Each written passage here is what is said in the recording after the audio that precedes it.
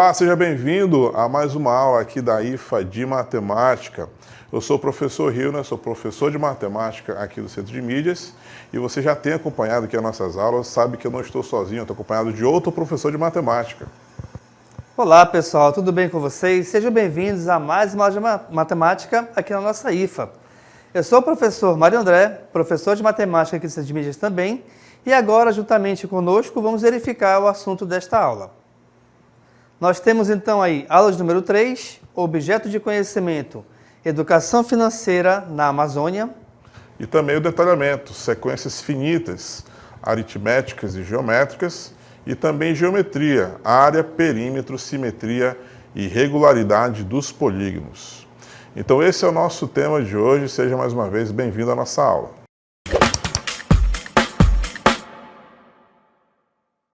Bem pessoal, como vocês viram então, a nossa aula, o assunto basicamente é sequências envolvendo PA e PG.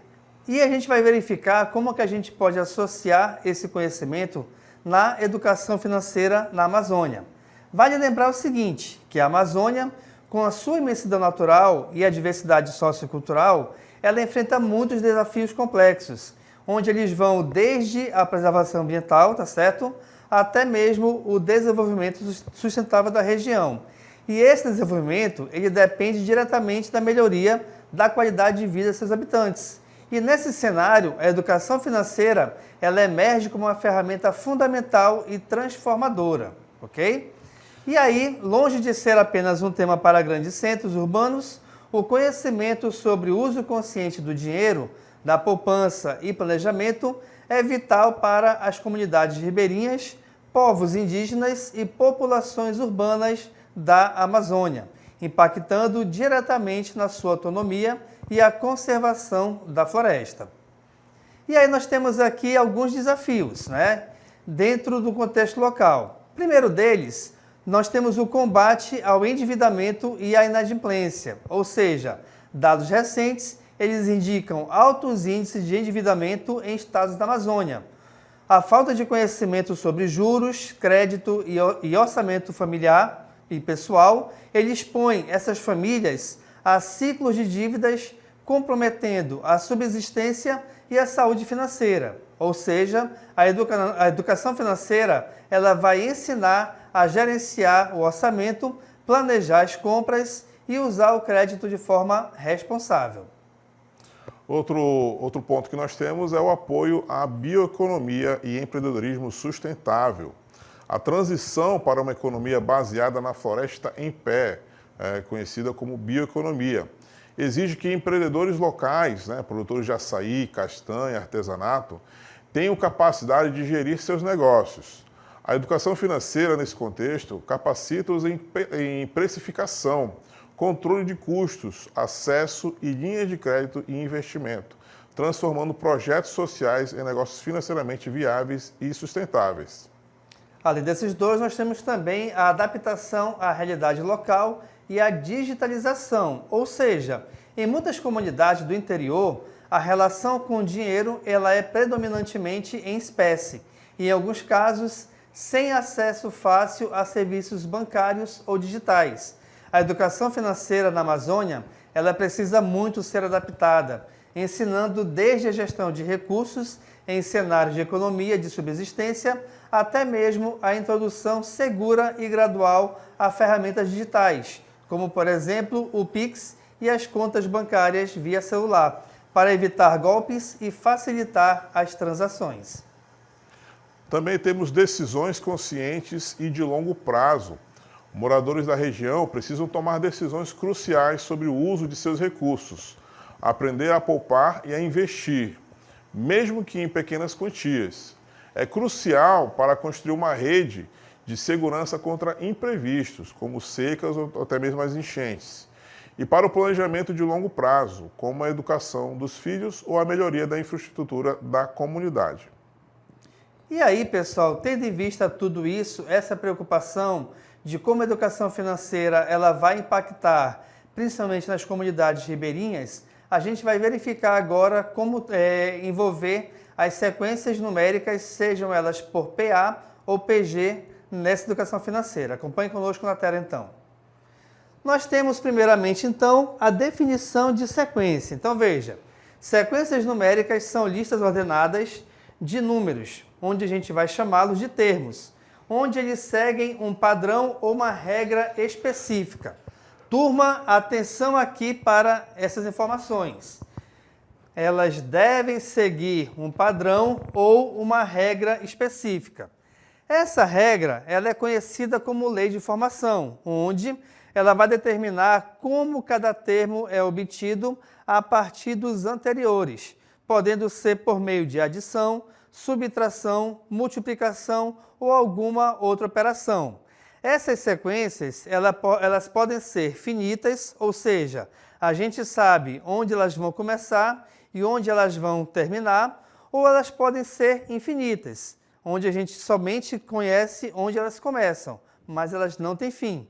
E também elas podem ser classificadas como crescentes, decrescentes ou até mesmo constantes, ok? E aí nós temos aqui na sequência, alguns exemplos de sequência. Então veja, nós temos aí, por exemplo, a sequência dos números pares, 0, 2, 4, 6, 8 e assim sucessivamente. Turma, só para exemplificar aqui rapidamente, atenção.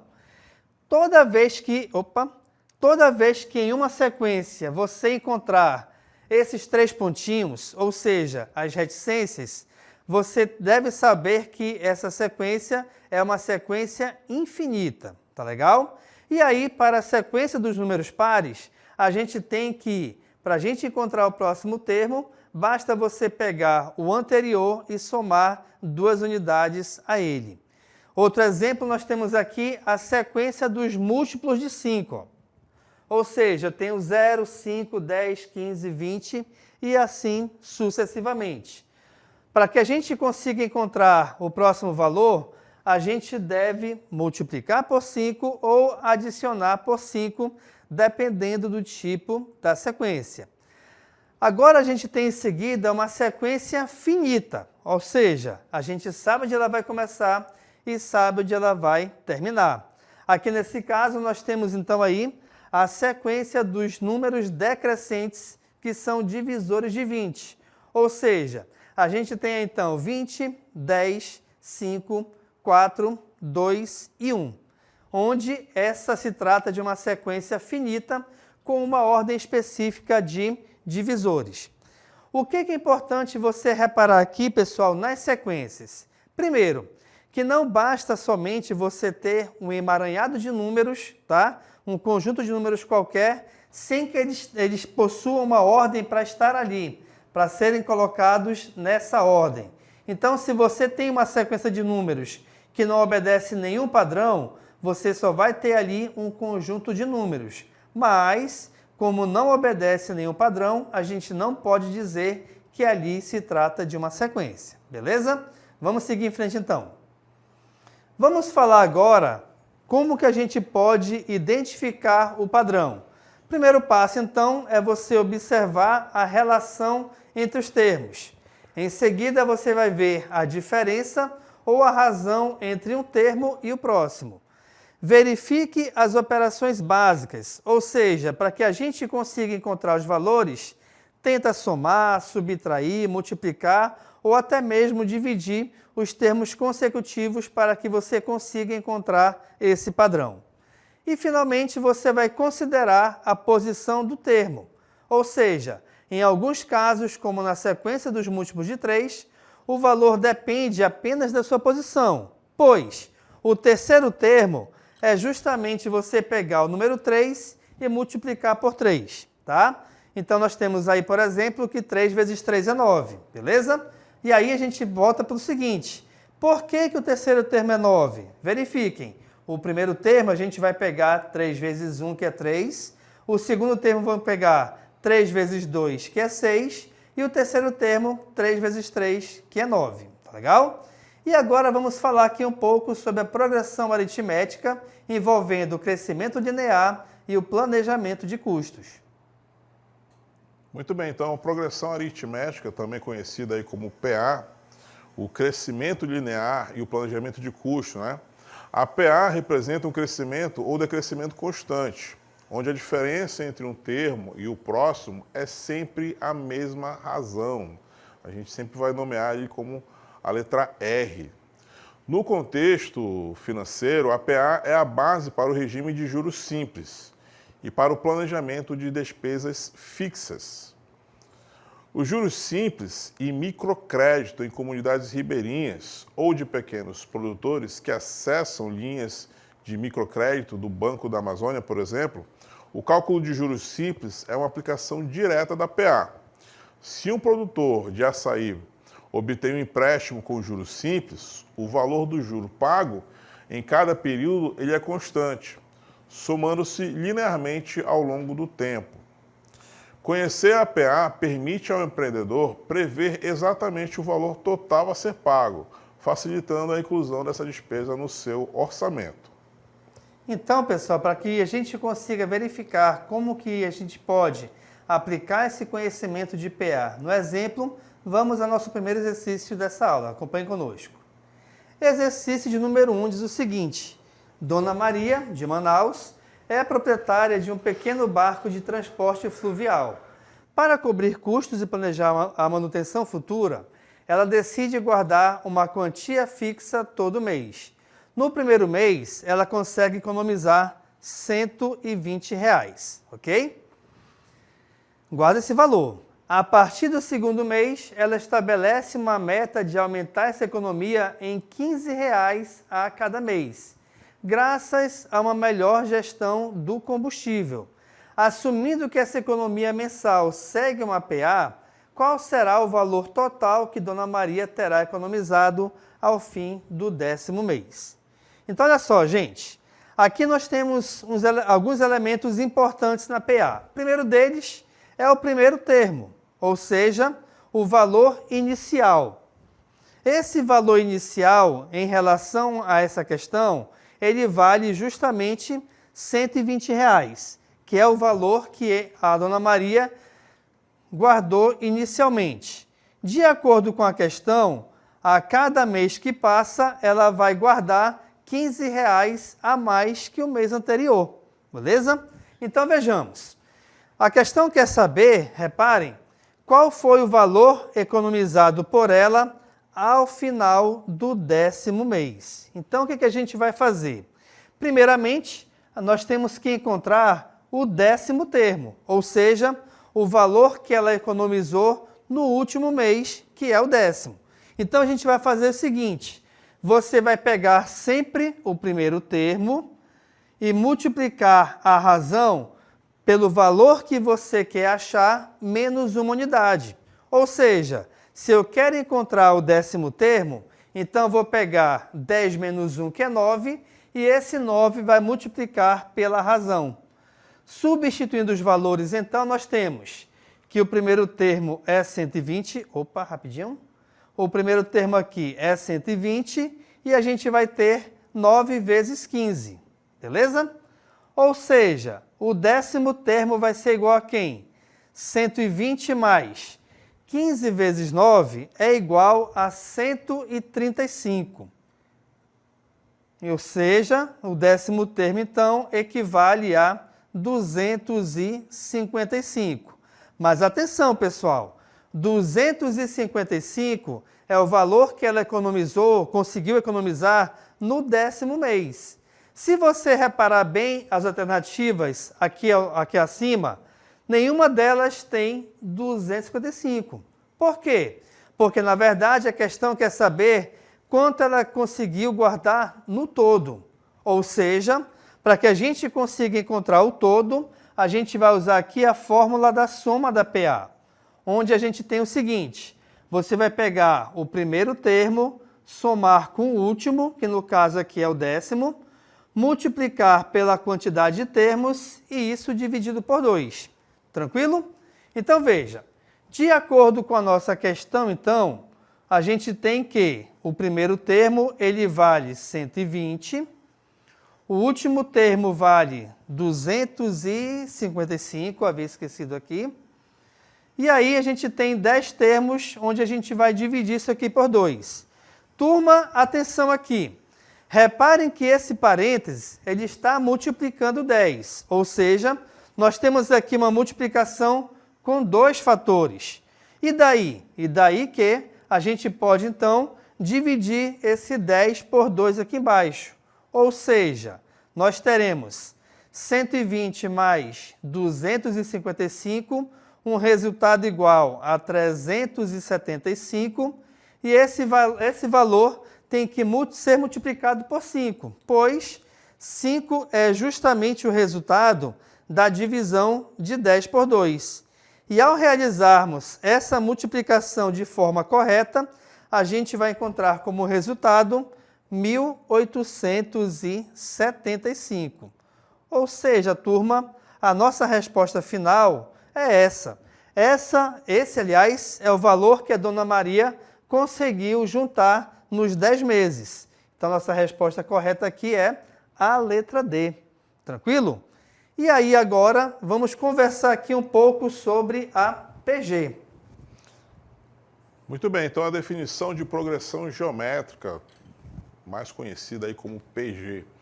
A progressão geométrica, a PG, é uma sequência numérica onde a razão entre qualquer termo e o seu antecessor é sempre constante. Em termos simples, o que define uma PG é a forma como ela cresce ou decresce. Em vez de somar um valor fixo, você multiplica o termo anterior por um número fixo. Essa constante de multiplicação é chamada de razão da PG e ela é representada pela letra Q, né? Q de quociente. A regra de formação de uma PG é definida pela multiplicação. Termo sucessor é igual a termo anterior multiplicado pelo Q, né? Que nós vimos que é a razão. Então nós temos algumas fórmulas essenciais aí da PG. A primeira que nós estamos vendo aí no topo, né? É o termo geral de uma progressão geométrica, o termo geral da PG. Ela é dada da seguinte forma: a n é igual a 1, né, o primário, né, o primeiro termo, multiplicado pela razão Q elevado a n menos 1, ou seja, aquele valor lá da posição menos 1. Tá? E outra fórmula aí essencial é o da soma. Né? A soma de uma PG é representada então por Sn, né, a soma dos termos, vai ser igual ao primeiro termo, a 1, multiplicado pela razão elevada a n menos 1. Tá? Tiramos uma unidade, então, da razão elevada a n. E tudo isso ainda dividido pela razão menos 1. Tá? Q menos 1, então, sendo a razão da nossa PG. Então, essas duas fórmulas essenciais aí que a gente utiliza para calcular a PG, nós vamos utilizar em mais um exemplo, não é isso, professor? Vamos lá, então. Olha só, gente, aqui na tela conosco. Exemplo 2, exercício 2. Dona Jurema, artesã na ilha de Marajó, começou a vender suas biojoias em uma feira turística. Ela notou que, devido ao excelente boca a boca, suas vendas mensais em reais estavam dobrando a cada mês. No primeiro mês de vendas, ela faturou R$400. Assumindo que o faturamento de Dona Jurema segue uma PG, quanto ela faturará no quinto mês?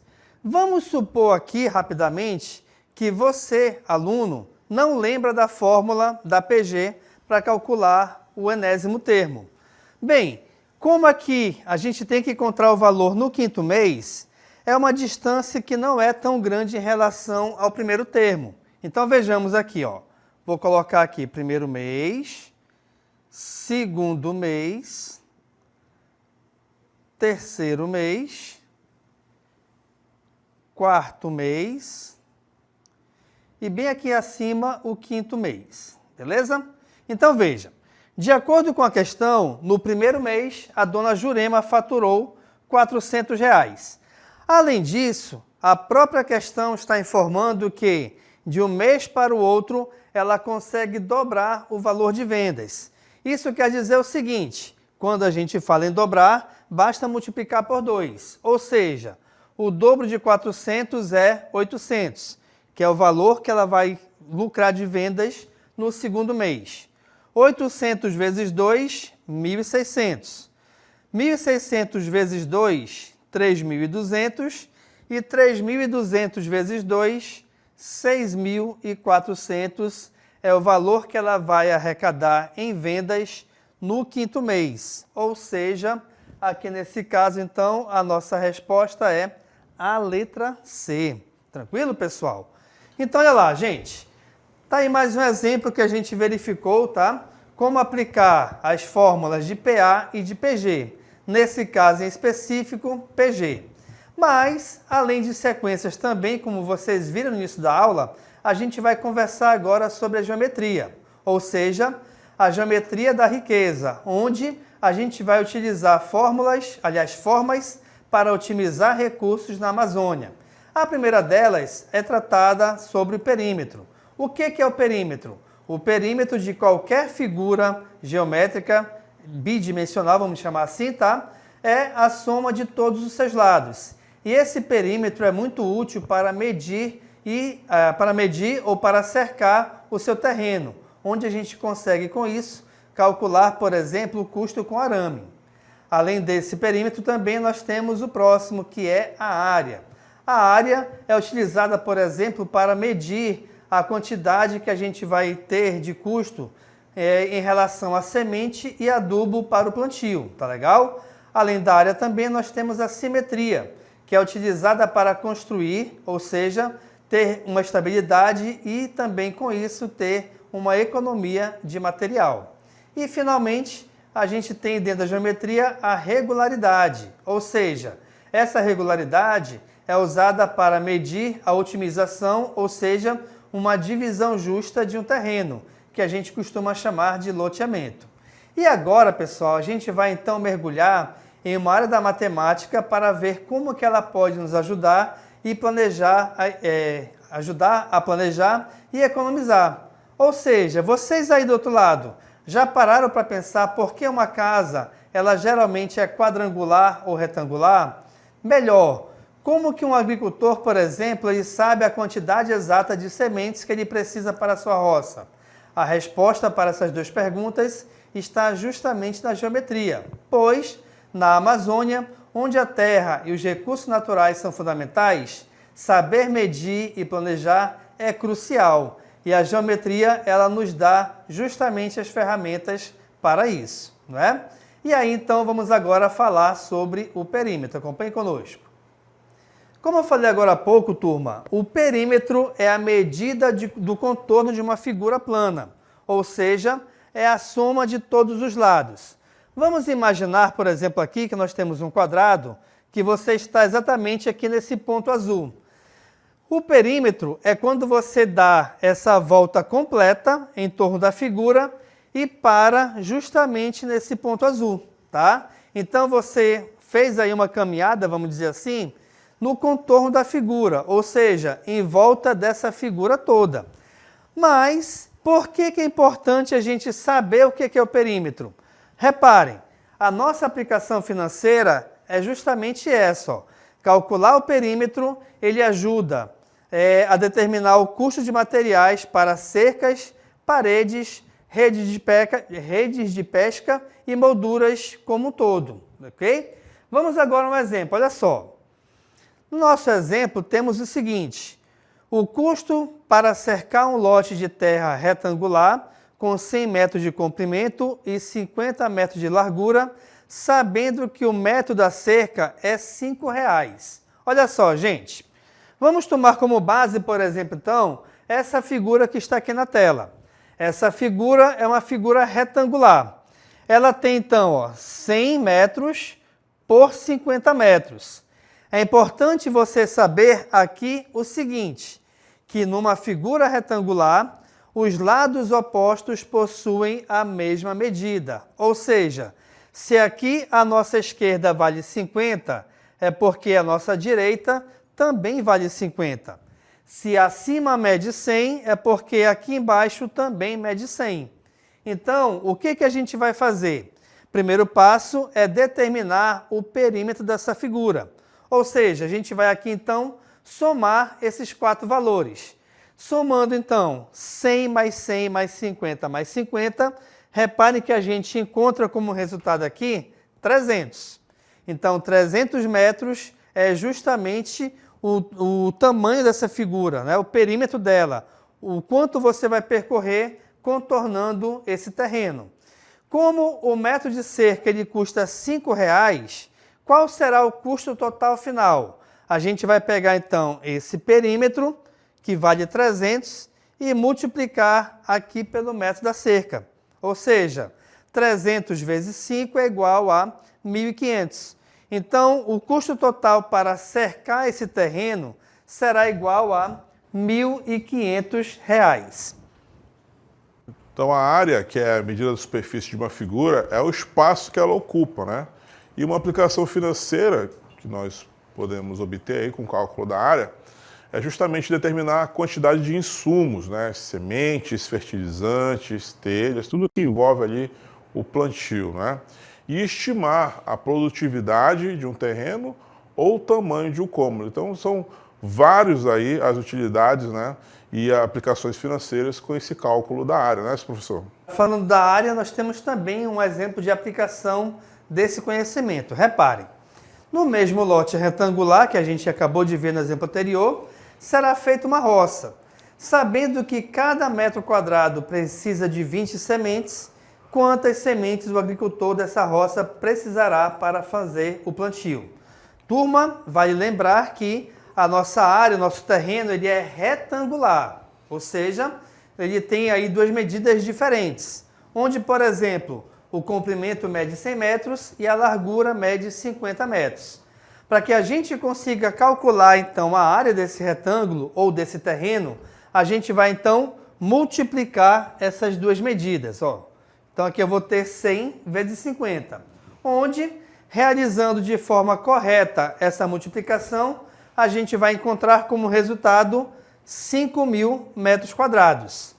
Mas atenção, pessoal, o que nós encontramos aqui foi o valor da área do terreno, mas a questão quer saber quantas sementes o agricultor precisará colocar nessa roça para fazer o plantio. E aí a gente volta aqui para a questão e verifica a seguinte informação, ó, que para cada metro quadrado, esse agricultor ele precisará de 20 sementes para ela. Então, basta você pegar o valor da área, que é 5.000, e multiplicar por 20, onde o resultado final é igual a 100.000 sementes, tá? Então, a gente tem aí uma facilidade, ou uma utilidade, na verdade, muito importante para o perímetro e a área de um terreno, tá? Onde a gente verificou aqui que a gente pode fazer um plantio para que a gente consiga determinar a área e não haver, de repente, desperdício de sementes, tá? Ou até mesmo também calcular a quantidade necessária de arame farpado para que a gente consiga cercar um terreno. E, finalmente, nós temos aqui uma aplicação, reparem. Aplicação numa feira de produtos regionais. Um feirante, por exemplo, ele aluga uma barraca que tem a forma de um polígono irregular. Para economizar, ele decide cobri-la com um toldo retangular, onde esse toldo tem duas medidas, 3 metros de largura e 4 metros de comprimento. E também ele vai usar um toldo triangular, haja visto que esse terreno, né, ou essa barraca, ela é irregular. Então, esse toldo triangular, ele tem a base de 3 metros e a altura de 2 metros. Qual é a área total do toldo que ele precisa comprar? Verifique aqui rapidamente, gente. Nós temos aqui no caso, então, eu vou chamar aqui de parte 1, tá? Que é essa parte retangular. E vou chamar de parte 2, que é essa parte triangular, ok? Na parte 1, nós temos 3 metros por 4 metros, ou seja, a área 1, basta multiplicar 3 vezes 4, já que é um retângulo, e a área vale 12. Na parte 2, verifiquem que esse triângulo tem 3 metros de base e 2 metros de altura. Nesse caso, então, já que é um triângulo, você vai multiplicar a base pela altura e dividir por 2. Opa, olha lá. Multiplicação em cima, 2 em cima com 2 embaixo, cancela, o resultado é 3. Como a questão quer saber a área total, basta você pegar, então, a soma das partes, ó. Ou seja, aqui nesse caso, então, a gente vai ter 12 mais 3, a área total é igual a 15 metros quadrados de toldo que ele vai utilizar. E com esse último exemplo, pessoal, a gente vai chegando aqui ao final da nossa aula, onde a gente verificou justamente a importância de você conhecer o que é uma sequência, o que é uma PA, uma PG e como a gente pode envolver a geometria, o conhecimento de geometria, né? Geometria plana, para o plantio ou até mesmo cercar um terreno qualquer. Queremos aqui, de todo o coração, agradecer a sua atenção e a gente se encontra numa próxima oportunidade. Até mais. Até a próxima.